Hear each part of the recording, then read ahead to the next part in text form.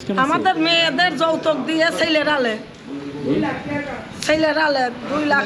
গরিব ধনী আছে না, সবাই তো আর যারা একটু ভালো অবস্থা আছে তারা 2 লাখ 3 লাখ টাকা দেয়, আর যারা গরিব তারা 20,000 30,000 40,000 এইরকম।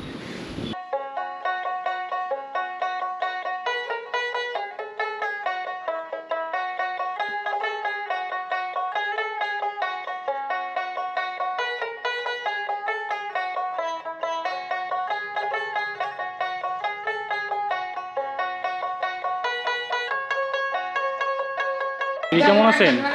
ভালো আছি। আচ্ছা আচ্ছা, আপনারা তো মানে সিঙ্গা লাগান? হ্যাঁ, আমরা সিঙ্গা লাগাই, দাঁতের পোক টোক ফেলাই, বাদ বেতা ধারি, কবিরাজি করি, তাবিজ তোমার বিক্রি করি। এটা আপনারা মূলত কয় ঘন্টা কাজ করতে হয় গ্রামে? এই যে 8টার দিক দিয়ে যাই, আবার 4টার সময় বাসায় ঘুরে আসি। 4টার সময় ঘুরে আসা করেন? তো এই যে কাজগুলো করেন, এই পরিশ্রম হয় না অনেক?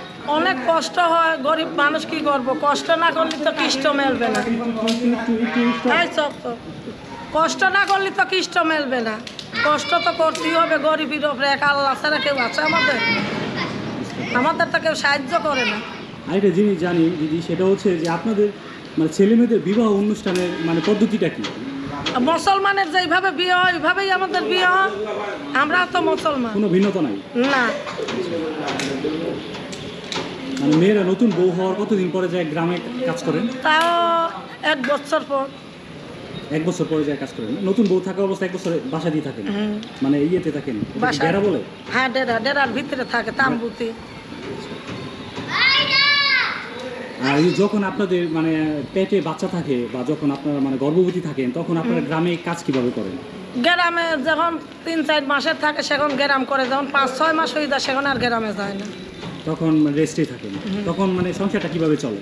স্বামীতি খাওয়া, ছেলে পেলে থাকলে ছেলে পেলে খাওয়া, নাহলে শাশুড়ি শ্বশুর থাকলে শাশুড়ি শ্বশুরি খাওয়া, আবার কেউ যদি সাহায্য করে তারা খাওয়া। আচ্ছা, আরেকটা জিনিস জানি, সেটা হচ্ছে যে আপনাদের ভিতর তারপর বহু বিবাহ প্রচলিত আছে, যে কেউ 2টা 3টা বিয়ে করতে পারে। হ্যাঁ, এখন 4টে 5টা 6টা 7টা আলাগাত করে। আপনার যে হাজবেন্ড, উনি বিয়ে কি একটাই করছে? হ্যাঁ। ছেলেমেয়েরা কি নিজের পছন্দে বিয়ে করতে পারে? নিজের পছন্দ করে, আবার মা বাপের পছন্দ করায়। এখন আপনারা কি গৃহস্থের ভিতরে কি বিয়ে শাদী দেন? হ্যাঁ, আমার এক ছেলেরা বিয়ে করাইছি গৃহস্থর মাইয়ে, টাঙ্গাইল বাপের বাড়ি। তাই নাকি? যাওয়া আসা হয়? হ্যাঁ।